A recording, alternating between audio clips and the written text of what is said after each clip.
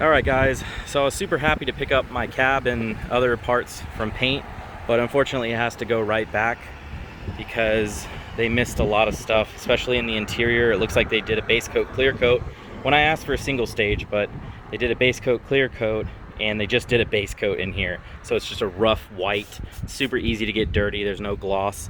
Same thing with the engine bay. There's also quite a few noticeable dings up here still that I asked to get fixed. And the clear coat failed on the fenders and hood, so I don't know if it was the sealer or the clear coat, but it started turning yellow about a week after they painted it, so they just got to redo all this stuff. And one of the doors looks really good and the other door just kind of looks so oh well, you know, it happens sometimes, I guess. He had a new painter, I think it's his son, and he's trying to show him the ropes and everything, so it is what it is. I could be super mad about it, but at the end of the day, he said that he'll fix it, no questions asked. He's a really nice guy. He wants to do a really good job on it, and I believe that he will. He didn't give me any fuss or anything like that, so that's definitely a plus. So it looks like I'm gonna be doing suspension instead of mounting the cab.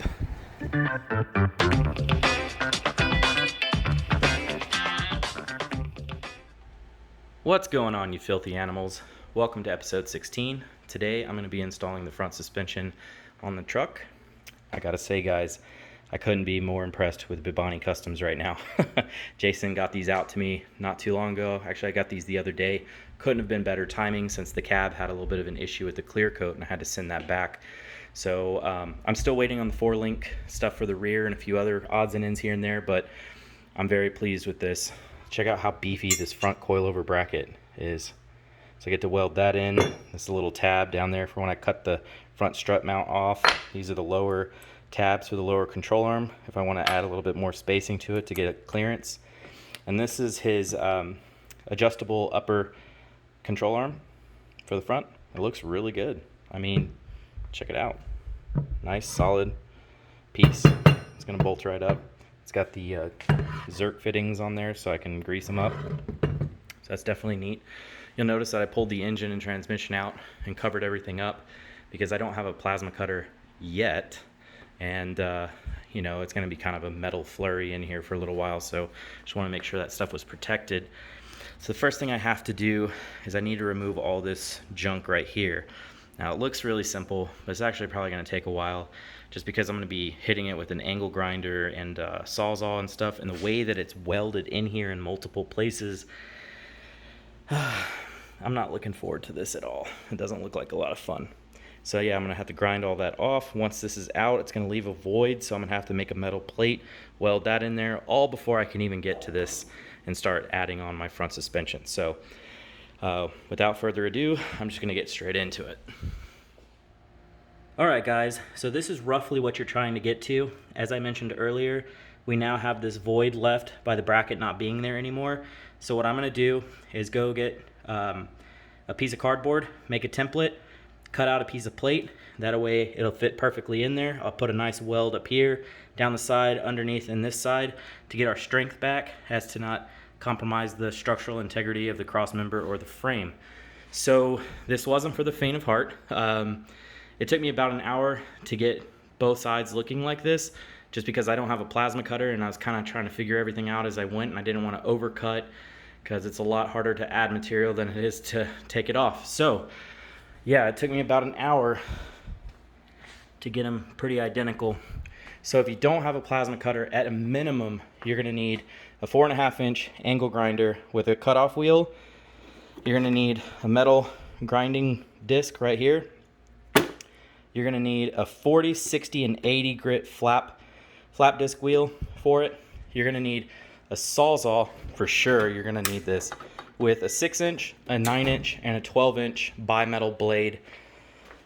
And I use this BFH right here because there are certain parts on the bracket that even when I cut it, like on this section right here, since there's no angle that I could get to it, and without cutting this right here, you just had to get it close enough and then just break the bracket off with the hammer once you were far enough along. So anyway, like I said, it's a little bit of a doozy, but you can definitely get it done with some normal, like, you know, shop tools or whatever. You don't have to have a plasma cutter to get here. So now I'm gonna go ahead and make that plate and get all this finished real quick. Cool deal, dudes. I just finished making the cap plates for the cross member. I'm actually sending these two pieces to Jason so he can start including these in the D21 kits. So if you're watching this video at a later date and you bought the D21 kit and it comes with these plates, holler at your boy for making it happen. But seriously, this is an exact fit, and I figured, you know, he probably doesn't get D21s too often. I think he works mainly on like Datsun 720s and 620s. So since I was already here and I have to make the things perfect anyways, because you guys know me, I just thought I'd help a brother out. But anyways, this is how it goes. I cut these flush with this frame rail. Let's see if I could do this one-handed, but this goes up in there like so, and it fills the gap. And then on this side, it's flush. This side, it's flush. The only reason this is a little wonky is because I was hitting that with the hammer, so I just need to hammer this back in. But this allows you to get a really solid bead here, a really good weld down here, and right here, and tie it all together. So anyway, I'm gonna go ahead and get these tacked on and start locating the coilover mount brackets up here. So I'm not quite finished positioning everything. It's kind of like a little bit in the works still, but this will give you a really good idea of what I'm doing to correctly locate that upper coilover mounting bracket. So the first thing that I did was I made sure that the frame itself was level left to right, but more importantly, I made sure that it was level front to back. So as you can see, we're looking really good there.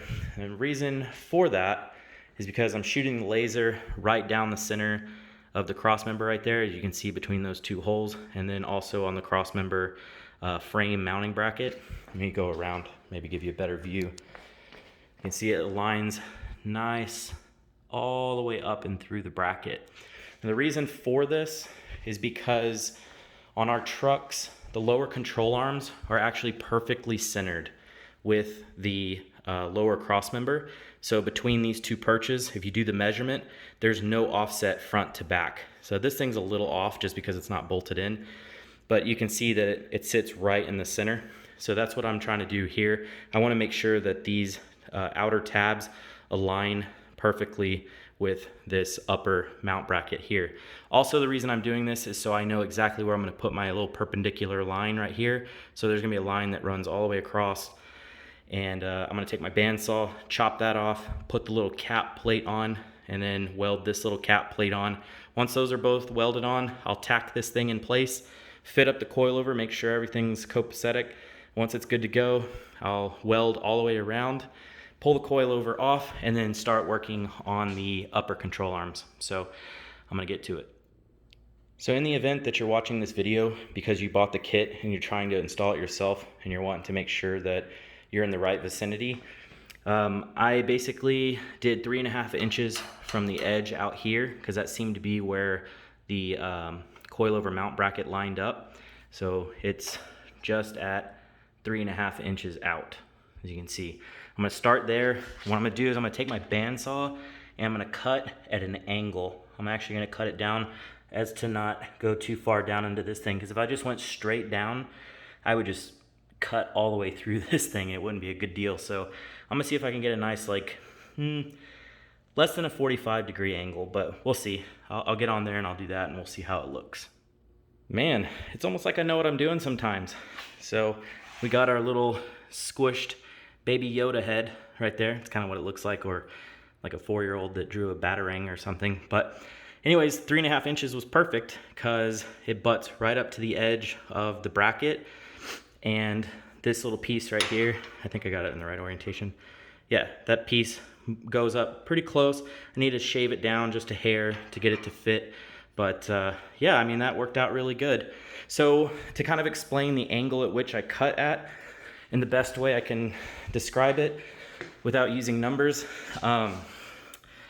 So I came back 3.5 inches and I cut at the same angle that this is going up, if that kind of makes sense. So instead of just, if I was to cut straight down, I would have cut like halfway through this piece down here. So I just kind of angled the blade at the same angle that this is going up and just cut straight down that way.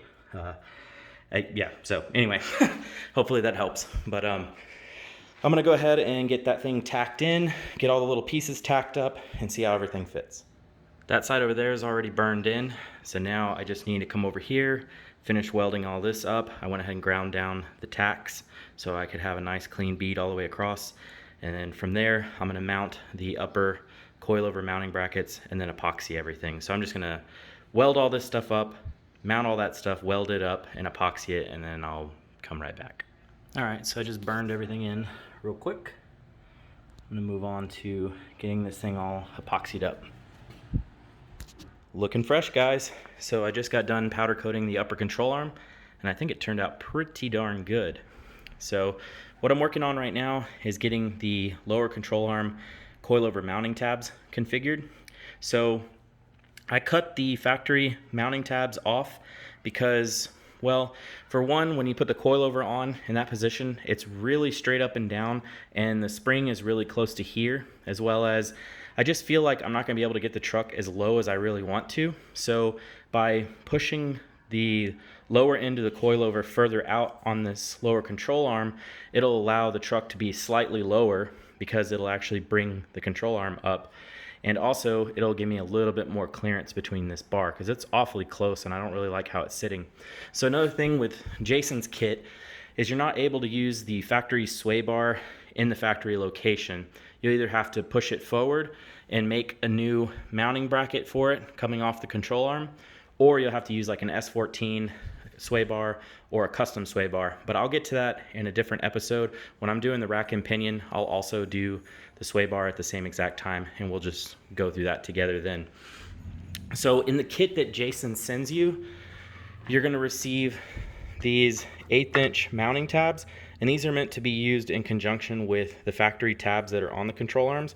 Since I cut those off, I went ahead and traced these on top of a 1/4 inch piece of plate and cut out exact copy. The only difference is it's twice the thickness, which is great because then the lower mounting tabs are now the same thickness as these upper mounts up here. So yeah, anyway, I'm gonna go ahead, get these welded on there, clean them all up, epoxy them, and get on to installing the rest of the suspension. So I just finished burning that in. I feel pretty confident about that. I just gotta do the back side, but looks pretty good. So I trust that with my safety. So cool. And just like that, we got coilovers, guys. I am extremely pleased with how everything turned out.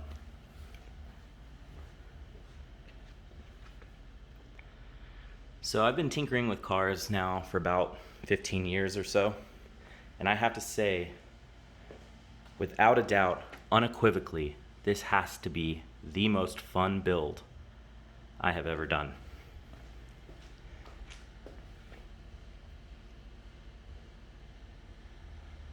So I do have some little odds and ends. I need to go ahead and torque down this drop spindle. I'm also going to clean up the strut rods, install the energy suspension bushings, get everything locked down. But overall, I'd be lying if I said I wasn't truly elated right now. So there you have it, guys. Anyway, next episode is going to be installing the Z32 front brakes. It's a really short episode, spoiler. But that's a testament to how easy it really is. So I will catch you guys on the next one. Cheers.